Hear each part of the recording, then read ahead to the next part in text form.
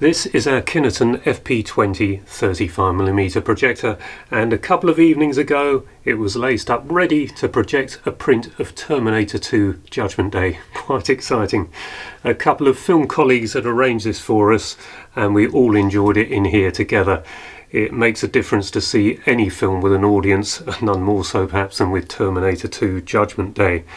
Anyway, after we completed the screening, three of us got together to discuss what we'd seen, and with the help of my cinematographer assistant Suzanne, we captured the whole lot on video. So this is that conversation, and hopefully a bit of Terminator 2 on screen. Right, so we've just watched Terminator 2 Judgment Day on 35mm.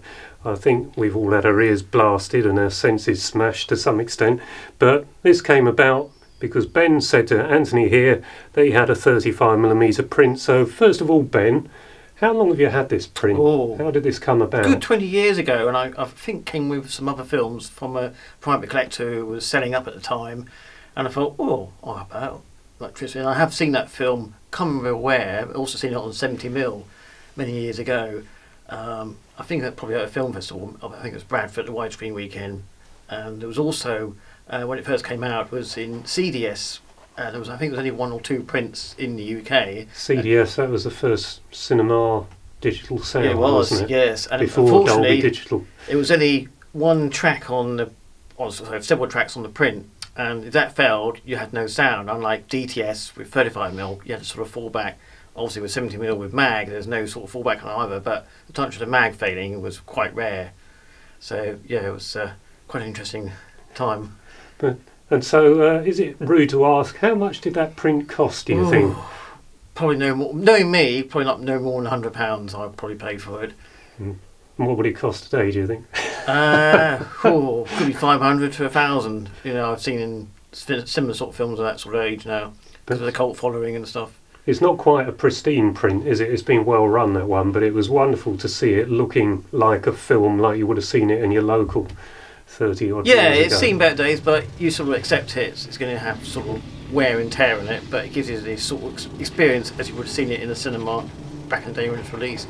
And a lot of it is still pristine, so it just shows how resilient film is, really. Absolutely, yeah. And Anthony, I think it's safe to say we've all loved T2 since we first saw it in 1991, but how did it come about that, well, we've come here tonight, we've all watched this film here tonight, you specifically wanted to see it. Yeah. How did this come about? Well, Ben made the mistake of telling me that he had a copy of it, and I'm like, oh my God!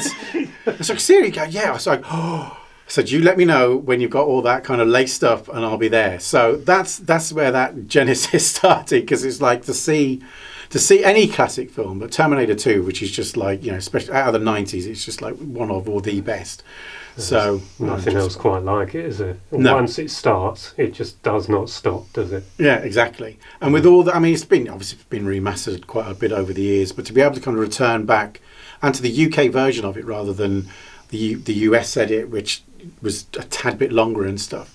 So it's, and most of the time we watch the extended version. So just sit and watch it on a big screen again. With all, it's all, you've got the dirt and everything on there, but that's all a part of the texture of watching it. It was just, And Ben, you set it up so it was like a show from 1991. You put it on big reels, and on the first reel, there were some things on there that it just took us back in time. Absolutely, you had to give it sort of retro feel, so it was like ads and trailers of that sort of era, so to give you in the sort of spirit of things, as you would have seen it in the cinema back in the day.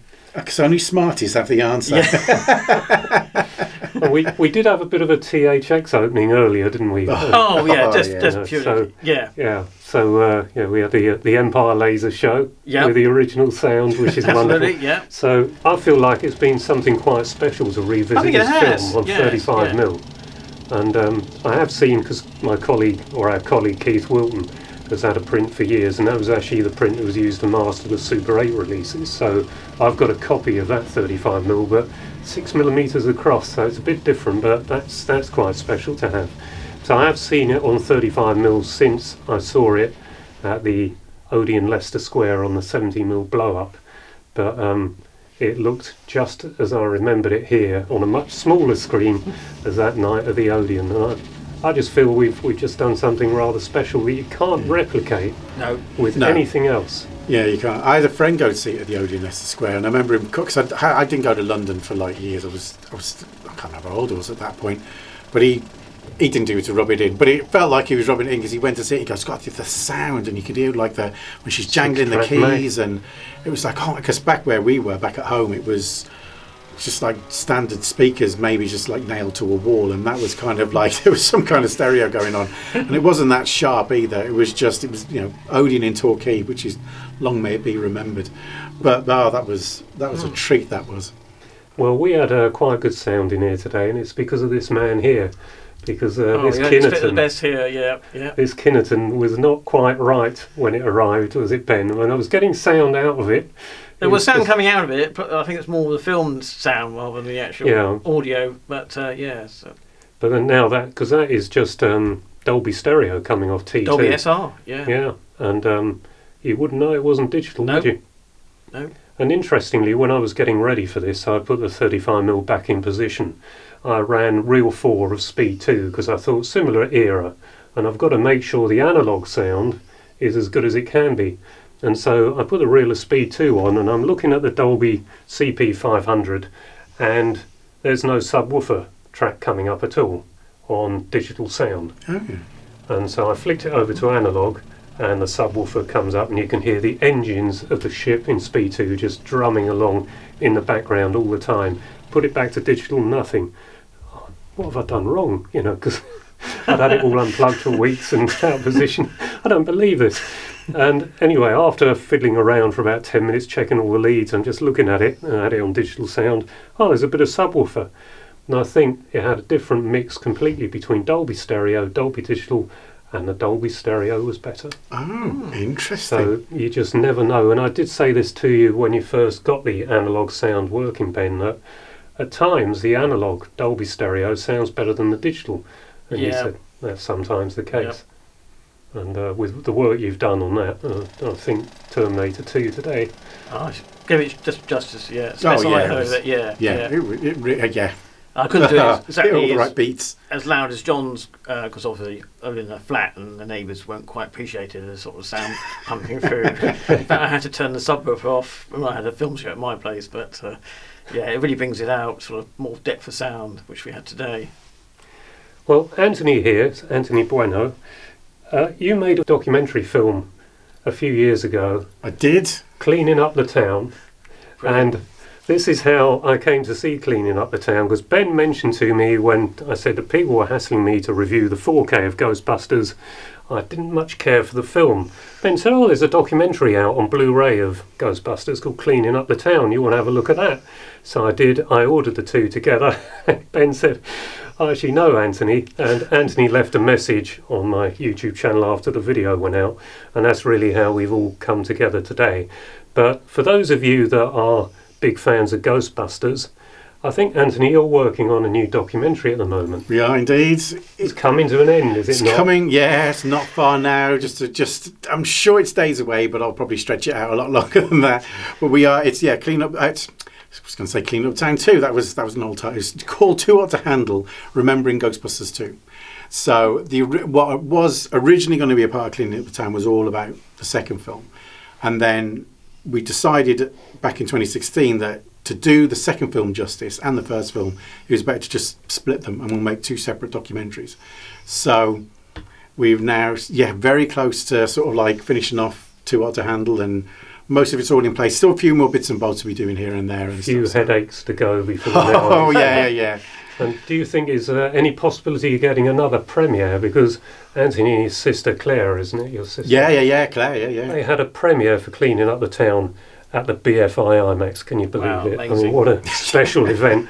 I seem to have mislaid my invitation. I don't know. What do you think of the chances of having another premiere when this is finished? Are people showing the same interest for Ghostbusters 2? Yeah, I mean, which is actually kind of surprising, because it was always, at the time when it came out anyway, people were still always more focused on the first film and didn't particularly like the second one as much. But in the years since, it's really found its audience. And there's a huge fan base. And for most people, Ghostbusters 2 is their first film, let alone Ghostbusters film. So it's got a special place in a lot of people's hearts. So you kind of take that into account when you're kind of trying to sculpt this thing. So all being well, we will do the same lovely sort of like nice premiere and everything for it. I mean, it's down to distributors and stuff. It all gets too complicated. But all being well, that is the plan, which we wanted because it just does the film justice. And we're currently really happy with it. It's quite emotional in places. It's kind of the end of a journey for all of us, so it'll be very odd. Well, maybe at some point, because I don't think I've ever actually managed to see Ghostbusters 2. I thought I had, but we've been speaking today and I'm getting these films confused. So maybe we should get the 4K of Ghostbusters 2 in here, and when you've got the new documentary ready, maybe we should do something from here and maybe include that. But you've been doing plenty of other film-related documentaries, and I know a lot of people who watch my channel are fairly obsessed with a little film called An American Werewolf in London. And many of the people who watch these videos have the Arrow special edition that came out a couple of years ago with a certain documentary on there that this man made. I was involved in it. I didn't direct it. So what was that documentary called? So that's one called Beware the Moon, Remembering an American Werewolf in London. And it was, thinking about it now, I think it was like the first professional thing that like both Claire and I got involved in, and that was kind of like I think we co-produced it or something like that. But Paul, who was the director of it, he was the one. It was his idea, and at the time was like, yeah, I'd love to do documentaries on films, but I didn't know. And this was years ago now, but it did. It was to be fair, Universal took it on and put it on the Blu-ray and it's still out there in the world, and it's on the Arrow and stuff. So still in standard def, which is a bit annoying, but. It'd be nice to do something a bit jazzy with that at some point, but we shall see. Well, I don't think it's really up your street, American Werewolf in London, is it, Ben? I have seen it somewhere. I can't remember, at a film festival or something. Yeah, many years ago. Because I think we're probably the same. The Railway Children is probably more our sort of thing. Isn't it? So who was a Jenny Agutter film? Who was the first interviewee you got for this documentary? Which one for American Werewolf in London? I believe that was Jenny Agutter. If I remember rightly, I'm sure she was the very first. Oh, Walkabout, yeah. Yeah, Walkabout, yeah. Oh, fabulous. So there's a Ghostbusters 2 documentary next, and then are there any plans for what's coming after that? Yeah, I'm going to have a break. That's what I'm going to have some time off. That'd be nice. We don't know. There's lots of things that we've talked about. Me and Claire have always kind of got some kind of thing. We've got the book coming out. That's the Ghostbusters 2 book. The next kind of big thing. So, or is that the Cleanin Up The Town? That's Cleanin Up The Town. Right. So that should be.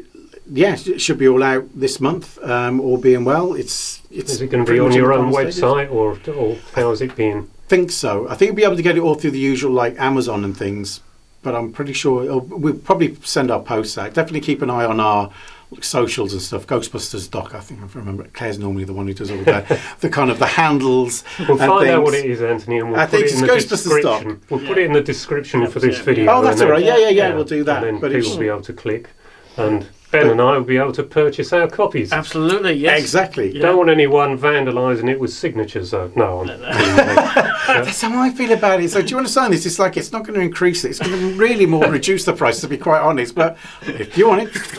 Graffiti all over it. Graffiti, yeah.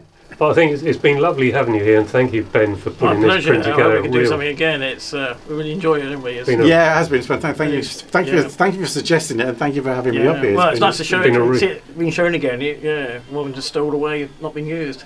Yeah. I feel it's been a real adventure revisiting Terminator 2 Judgment Day as we all saw it in 1991. Yeah. Oh, it's a real treat. Yeah.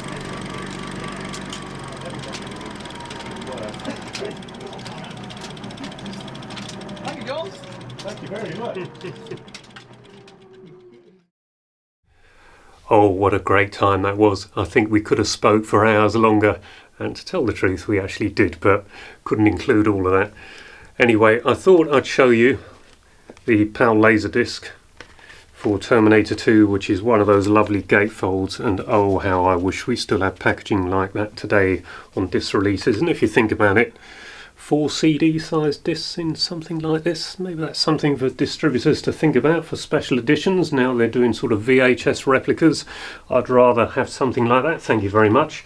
But as much as I've seen clips from this Laserdisc, I've never seen it all the way through because it was purchased to re-record this, which is reel 1 of 2 reels, 1200 foot reels. There's about 1400 foot on these, I think. Terminator 2 on Super 8, and it re-recorded the sound on here, and this now sounds almost as good as that 35mm print did, so something rather special there. And I'm hoping to get together with Simon Nichols soon to do something similar with Aliens. Simon and I have just spoken on the phone about this, and we really are hoping to do it soon. We started planning it out, and we're going to compare the 4K disc to the 35mm print, and we're going to do it at his place, and the two of us will have a discussion afterwards about what we liked about each and which one we prefer. I think we'll know which one we're going to prefer, but the 4K disc I do think is going to look something different, but might be more popular for people who are just general purchasers of 4K discs. So that should be another interesting film related video coming soon. And speaking of interesting film related videos, my friend Kim Azenko over at Board Tech has been into CineLab, and he's had a tour around there. They've been telling us all we need to know, or telling Kim, but thankfully he's videoed it. And they've been telling us all we need to know about how they process the films, and in fact, for once, grading. I'm finally going to learn something about grading the 35mm prints when they do multiple prints. Now, this is something I've been hungry for information of. I've only had a few minutes preview of Kim's video, and it looks like something of that is in there, so I'm very much looking forward to that. It should be live by the time this video is out, so I shall put a link in the description below, and if you're like me, you love film and films, I think you should get over there, and if you're not already subscribed to Kim, better hit that button and give him a like. Anyway, I think that brings us to the end. I hope you enjoyed this video. If you did, please give it a like and perhaps consider subscribing so I'm encouraged to carry on creating similar content to this in the future. Until the next video, bye bye for now.